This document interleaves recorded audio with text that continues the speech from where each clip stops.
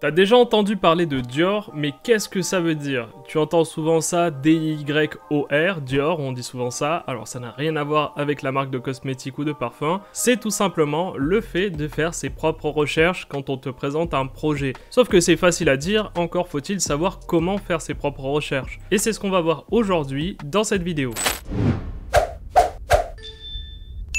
Salut à tous et bienvenue sur CryptoLFDM. Aujourd'hui, on va Dior. Qu'est-ce que c'est que Dior? Eh bien, vous avez sûrement entendu parler de ça assez souvent. Dior ou D-Y-O-R, qui veut dire en français « Faites vos propres recherches ». Sauf que c'est facile à dire, mais c'est plus dur à faire. Et aujourd'hui, je vais vous donner quelques outils et conseils pour faire vos recherches sur des projets. Évidemment, ça n'évite pas le problème, mais au moins ça pourra épurer quelques projets. Alors pour ma part, pour découvrir de nouveaux projets, pour être hyper early, eh bien, je suis sur Twitter. Évidemment, le canal principal pour la crypto, c'est Twitter. Il n'y a que par là que tout passe. Évidemment, il y a d'autres canaux, mais on va dire que en général, ça passe d'abord par Twitter, ensuite ça se dispatche sur Telegram, Instagram, YouTube, ce que vous voulez, mais dans un premier temps, ça se passe sur Twitter. Donc c'est vraiment important d'avoir un compte Twitter.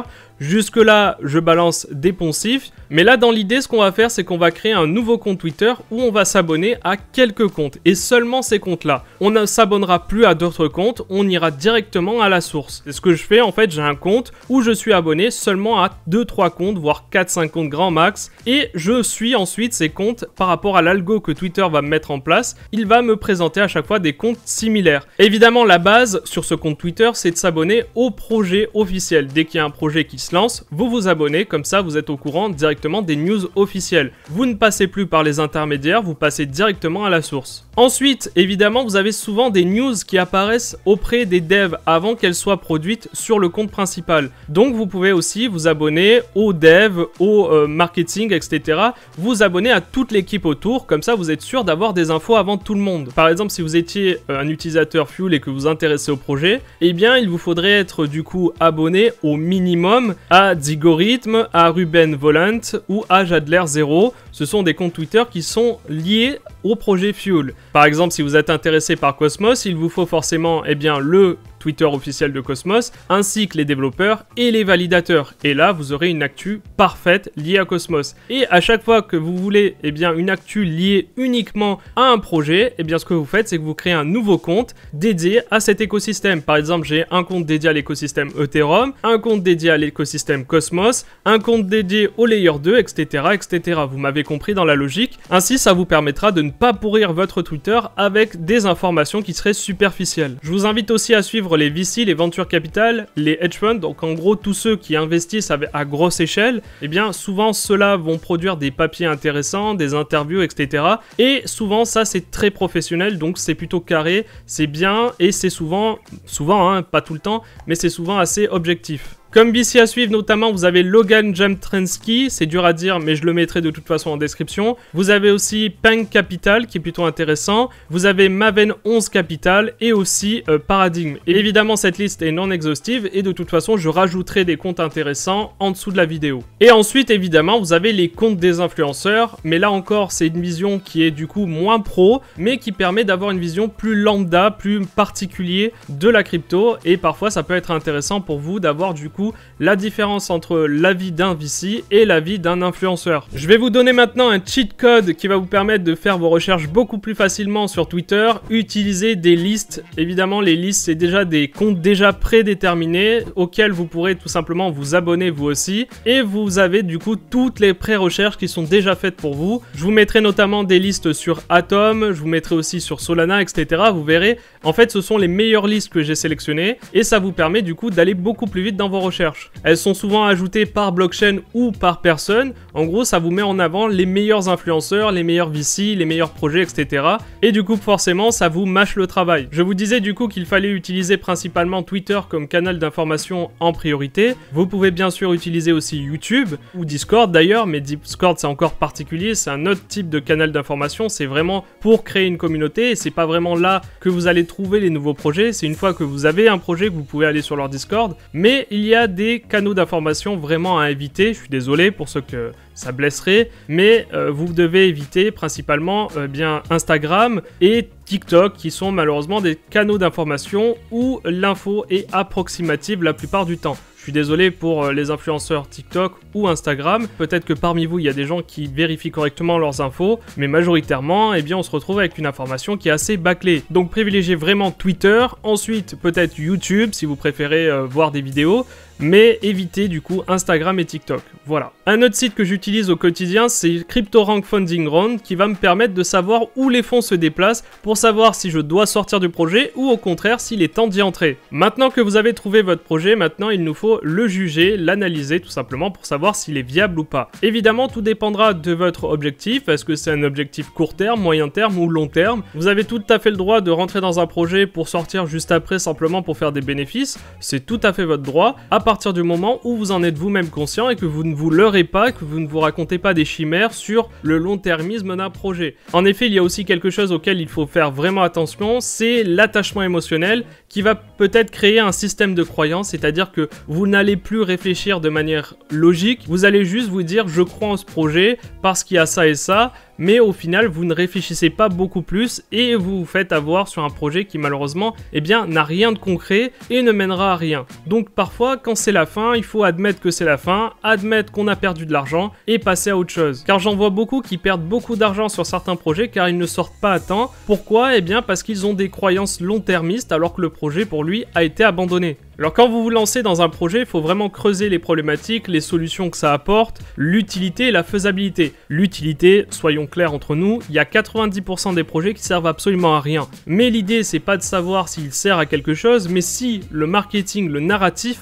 plaît aux gens. Si ça plaît aux gens, eh bien potentiellement ça pourrait créer de la valeur. Et il faut faire un truc que vous aimez pas faire et que personne aime faire en général, c'est lire la doc, tout simplement. Lire la doc, ça va vous permettre déjà de comprendre ce que le projet apporte. Lire le white paper, c'est la base. Je sais que c'est pas forcément très digeste, mais vraiment, si vous le faites, vous allez déjà comprendre pas mal de choses. Vous pouvez aussi regarder si le projet que vous suivez est une vulgaire copie d'un autre projet ou s'il propose de véritables innovations technologiques. Et comme je vous le dis, ne creusez pas trop sur l'utilité, car vous verrez, la plupart ne sont pas utiles, mis à part au système lui-même. Je suis désolé de le dire, mais on est majoritairement dans un système consanguin où tous les outils ne servent qu'à la crypto et ne serviront qu'à la crypto pour la plupart. C'est-à-dire qu'on est dans un système où un outil va servir à un autre outil dans la crypto, qui servira à un autre outil, mais malheureusement, rarement ça a une répercussion sur le monde réel. Mais bon, c'est pas forcément ce qu'on recherche dans certains projets, mais il faut aussi prendre en compte ça. Donc là, je vous disais suivre la tech, donc savoir un peu quelle tech il propose, et bien sûr, il y a quelque chose d'autre aussi à regarder, c'est suivre les personnes. En effet, c'est elles aussi qui vont influencer énormément les projets. Il y a des projets qui malheureusement sont claqués au sol et qui sont portés par des gens extrêmement intelligents et extrêmement du coup influents, qui vont directement les faire lever et vont leur donner une poussée d'un coup. Mais là aussi c'est à double tranchant, car si une personne très puissante fait la promotion d'un projet crypto, il est possible en fait que s'il n'y a personne au-dessus de lui, on atteigne en fait rapidement l'apogée, c'est-à-dire que les personnes vont acheter rapidement juste parce que cette personne en parle, et au final, eh bien, comme il n'y a rien au-dessus de lui, eh bien le projet au final ne cesse de décroître, et donc il atteint son apogée assez rapidement, et retombe du coup comme un soufflé. Il faut aussi prendre en compte les red flags, donc par exemple un dev qui vous parlerait du prix du token, le futur prix du token alors qu'il n'est pas encore sorti, qui vous parle d'APR et de combien vous allez pouvoir gagner, là ça devient problématique et ce projet peut être qualifié de dangereux. Un autre type de red flag, c'est lorsque par exemple l'équipe n'est pas connue, donc elle n'a pas fait de KYC ou qu'il n'y a pas eu d'audit sur le smart contract, et encore ça veut absolument rien dire, il y a aussi des fraudes à ce niveau-là. Donc il faut aussi prendre en compte qui fait l'audit et qui fait le KYC, ça c'est aussi important à prendre en compte. Autre chose aussi, c'est le vesting. Est-ce qu'il y a un vesting ou pas après la vente? Ça c'est un point super important. Souvent s'il n'y a pas de vesting, il faut faire attention, ça veut dire que la majorité des personnes pourront vendre juste après, donc dump le prix. Un autre point super important, c'est comment le projet communique avec ses utilisateurs. C'est super important de savoir s'il a été constant, s'il y a eu des nouveautés, s'il tient au courant, si à chaque problématique il y a eu une solution ou pas. Ça c'est super important pour la confiance que vous avez dans le projet. Et enfin le type de marketing, ça c'est super important à prendre en compte. En effet, quel type de marketing a choisi le projet sur lequel vous êtes? Il a choisi une croissance organique, une croissance cancer, où il va tout simplement faire de la pub partout, il va faire appel à des des influenceurs qui vont du coup faire la propagation du coup de l'information le plus rapidement possible. Ça aussi, ça va jouer sur la qualité du projet et où va être investi l'argent. C'est important le marketing, c'est souvent 80% d'un projet je pense, mais ce qu'il faut savoir aussi c'est comment ça va être investi et comment sur le long terme ils vont réussir à maintenir le projet. Est-ce que ça va juste être un projet one shot où le prix va exploser d'un coup et ensuite se casser la gueule juste après, ou est-ce qu'on va avoir une montée progressive du token, du prix du token? C'est aussi à prendre en compte. Je ne dis pas qu'il ne faut pas aller sur les projets où le prix explose, je dis juste que à ce moment-là, vous devez prendre conscience que vous devez vendre tout de suite. Un autre point important maintenant, la tokenomie. Ça c'est super important de savoir combien il y aura de tokens en circulation et comment vont être distribués les tokens, comment ils vont être répartis. C'est un point super important pour un projet et ça permet aussi d'avoir des points de comparaison. Évidemment, si par exemple vous avez un projet qui a à peine 10 millions de market cap, c'est pas pareil qu'un projet qui en a 1 milliard. Donc vous comprenez là que le potentiel n'est pas le même en fonction de si vous êtes un projet déjà classé au top 50 ou un projet qui vient à peine de sortir au top 1000, mais vous vous dites évidemment l'espérance de grimper au niveau du prix est assez haute étant donné qu'il y a très peu de tokens en circulation. Il est important aussi de savoir quel type de token on va vous distribuer. Est-ce que c'est un token de L1, de Layer 2? Est-ce que c'est un token qui aura une utilité particulière? Est-ce que ce token est un token de gouvernance? C'est super important aussi à prendre en compte. Le token de L1 n'aura pas du tout la même métrique que le jeton par exemple de L2 qui lui sera juste un token de gouvernance. Alors pour connaître maintenant la data et pour analyser un projet, je ne vous conseille que Messari. Messari, alors aujourd'hui ils ont une partie payante et une partie gratuite, mais si vraiment vous êtes un adepte, je vous invite vraiment à vous abonner. Alors évidemment il n'y a pas de lien référal, ne vous inquiétez pas, il n'y a aucun sponsor avec eux. Je dis juste que vraiment c'est un outil indispensable. Messari, ça vous permet vraiment de suivre les projets et de faire des comparaisons avec d'autres projets. Par exemple, ça va vous donner des performances. Ici, par exemple, j'ai choisi le jeton Flux. Je peux voir les performances par rapport à l'USD sur 24 heures, sur 3 mois, et je peux les voir par rapport à l'ETH, combien il a performé par rapport à ETH, par rapport à BTC et par rapport à la DeFi en général. Donc là, vous voyez par exemple que pour ce jeton-là, il a performé sur l'USD, mais par rapport à l'ETH, il a sous-performé, par rapport au BTC aussi, et par rapport à la DeFi en général aussi. Si je prends Cosmos sur Messari.io, on peut voir par exemple que les performances par rapport à l'USD sur 3 mois sont de moins 5,67%, sur l'ETH moins 31%, sur le BTC moins 37% et sur la DeFi moins 30%. Si je prends un autre projet Solana, et bien là on peut voir que sur 3 mois on est à plus 35% par rapport à l'USD, donc par rapport au dollar, moins 1,65% par rapport à l'ETH et moins 10,76% par rapport au BTC, et sur la DeFi on est à moins 0,71%. Ce qui reste du coup assez correct, donc les performances de Solana par rapport aux autres cryptos phares comme ETH et BTC est plutôt correct du coup. Par contre si on regarde sur un an, on est à moins 76% sur l'USD, moins 63% sur l'ETH et moins 67% sur le BTC. Donc pour analyser un projet existant, je vous conseille quand même Messari.io, il vous donne énormément d'informations, la data c'est super important pour analyser un projet. On peut comparer des projets, mais s'ils se ressemblent vraiment.